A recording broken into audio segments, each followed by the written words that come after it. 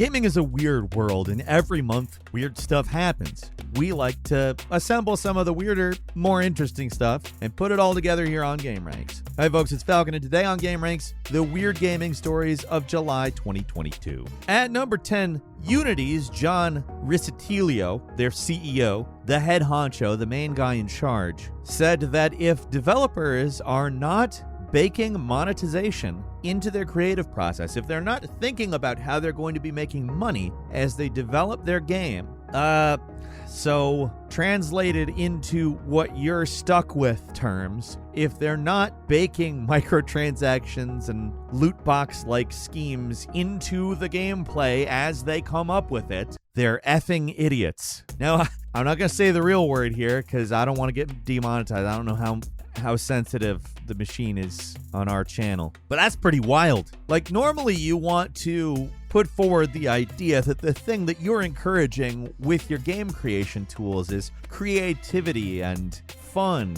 and, good games. Like, to some extent, when the CEO talks about developers, it's kind of automatically marketing to developers, and you want them to feel like, I'll be creatively fulfilled if I work with Unity. Normally, you don't insult people who, don't think about money first, because they're usually the ones who come up with the best games. And don't you want your engine associated with, not being as exploitative as possible from the very start of development?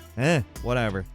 At number 9, some North Korean hackers were able to steal $620 million from Axie Infinity with fake job interviews. Now, this one is very complicated to explain, so I'm going to try my best to simplify it. But what happened, two hacker groups called Lazarus and APT38 were putting up these fake job postings targeting people that worked at Sky Mavis, the people in charge of Axie Infinity. So a senior engineer answered it and actually went through multiple rounds of interviews. And at one point, the hackers gave this person a PDF file with details about the job. Now, there was some kind of exploit embedded in this PDF, and when the employee downloaded and opened the file on a company computer, the hackers were able to get into Sky Mavis's computers, and I don't know exactly what this means, but they corrupted 4 token validators, and that led to them getting about $620 million in cryptocurrency from the game. Now, Axie Infinity is a game that's based around non-fungible tokens, and this kind of money is a really big thing. This is essentially a online ecosystem of real/cryptocurrency, and a lot of people have lost a lot of money. Sky Mavis is trying to reimburse, but that is an ongoing process, and it's not looking good. At number 8, you can now get Anthem at GameStop for 1 penny. Now, Anthem was just a disaster. There was no good reason for Anthem to exist. We all know this. It didn't really help itself along by being a great product or anything either. So we found out about this when somebody bought 37 copies of Anthem for 50 cents including tax. And people are buying it and using it as coasters. And, well, just to be frank, I don't love laughing at failure. But it's weird that this failure just continues to persist in the news long after being done. I would not have thought about Anthem if not for this. And number 7, in Multiverses, a brawler that is, I don't know. You know what Warner Brothers has been doing with movies for a while now. They're like, hey, how do we put every single one of our properties into one thing? Multiverses is a brawler that does that, and it costs $255 to unlock everything in it. You cannot earn that by playing either. So you start off with 16 players. Once you play the tutorial, you get Wonder Woman on top of those, and then the rest can be unlocked for around $70 total, but you can unlock them based on playing. Now, on the other hand, character skins, ring out VFX animations, taunts, sticker emotes, and banners, this can all be only gotten with the premium currency, which can only be gotten by buying. You don't get it. You don't get that in the game. The reason why this is so weird, to me anyways, is that it seems like we've seen how mad this makes people usually. It seems like it's a lesson that should have been learned by now. And I don't think that $255 is the worst I've ever seen, although it's definitely more than a game should cost. It's just kind of shocking that they're still trying to do stuff like this. This is just kind of like a cash-in type fighter, and they're like, you're going to want to play it so bad, you're going to want to spend $255 on it. And I'm like, I think you vastly overestimate how interested I am in your multiverse thing.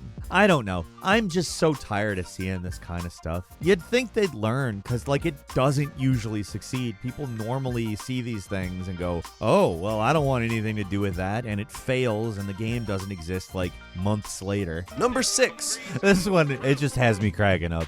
Somebody modded Stray on PC so that the playable cat is CJ from Grand Theft Auto San Andreas. It is horrific.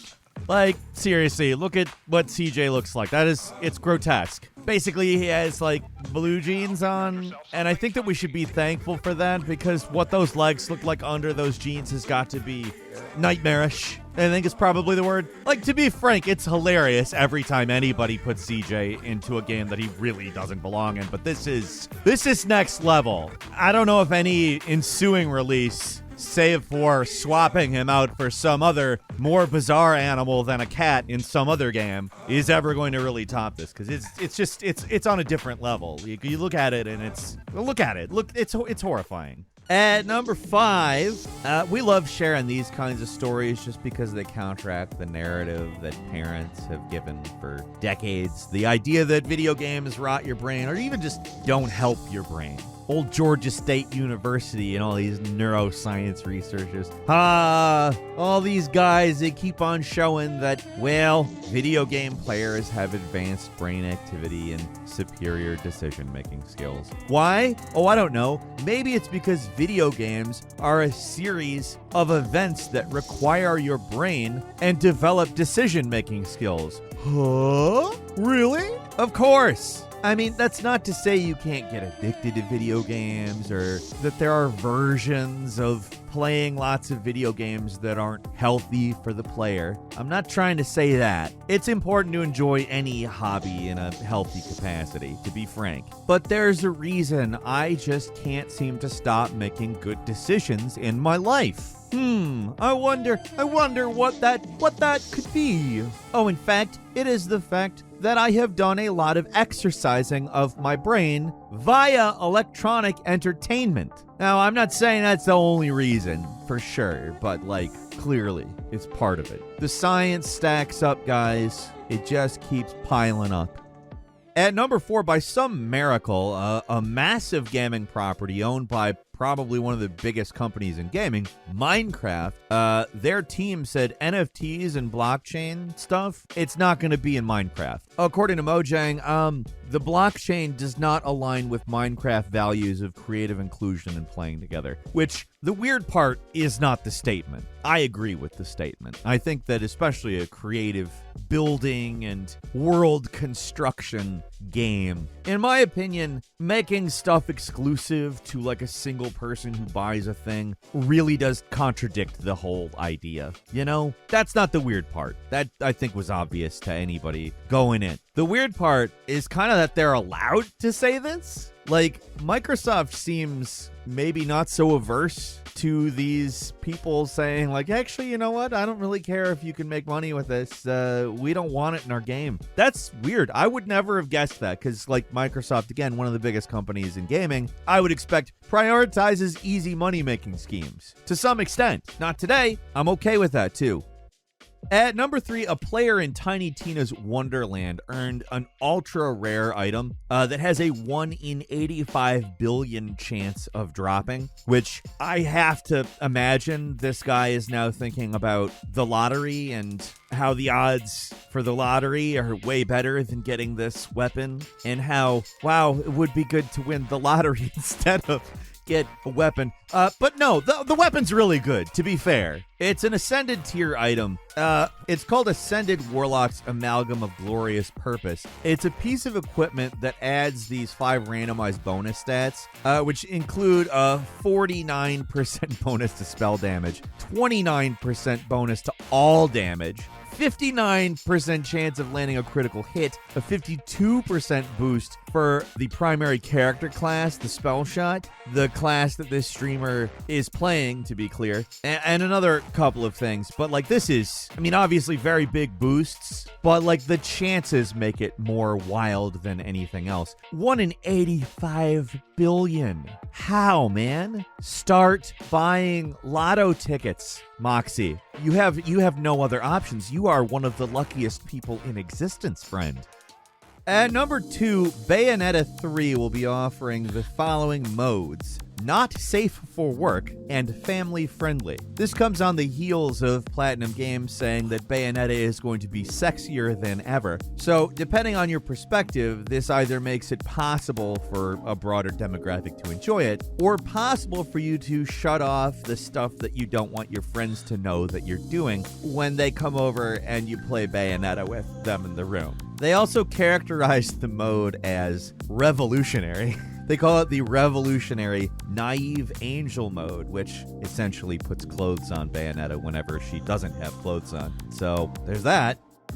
And finally, a Japanese company started listing the hit points of their various employees. I don't know if I want to classify this as dystopian or just like really nice. It's one of the two. And when you're like, it's one of those, something's up. But like, they've got these badges that you wear that show how many hit points you have. And this is basically like them showing that they're feeling run down, which good for them. Like having the ability to communicate that you're run down to your fellow employees is of course a good thing, especially in a work environment that's increasingly become difficult to speak up. I mean, as much as people love to talk about how great the corporate environment and culture is in any given company, companies don't love squeaky wheels. We all know that. So them offering the ability to say, I'm not at full right now. I'm kind of in need of a health potion here, you know? It's a nice thing. But at the same time, if a supervisor constantly sees you have low HP, what are they going to do? Is that going to do something? Is that going to change something for you? Is that going to incentivize lying about how much HP you have?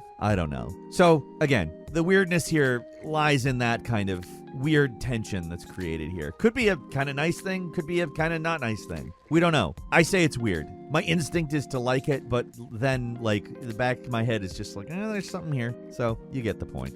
And finally, a quick bonus for you. Developer who was scheduled to do a talk called The Future of Gaming at Brazil's International Games Festival went on to do his talk and showed that he had changed the title of the talk from The Future of Game Design to Why NFTs Are a Nightmare. Now, this was pretty gutsy on account a lot of the sponsors of this event were in fact NFT and blockchain companies. And some of the stuff at this festival, like some panels, were called things like Web3 and the new generation of games. And he didn't just like say like NFTs are irritating, or I don't like it when I have to pay for NFTs, or this is like a dumber version of DLC. No, he made a comprehensive case for the idea that NFTs are bad for gaming and that they run directly counter to his own vision for the future of game design. On top of that, he called the NFT companies that sponsored the event irrelevant and said that they were sponsors because they had to buy their relevance, going further and saying these people are outsiders here. They're not important. And wow, is that refreshing.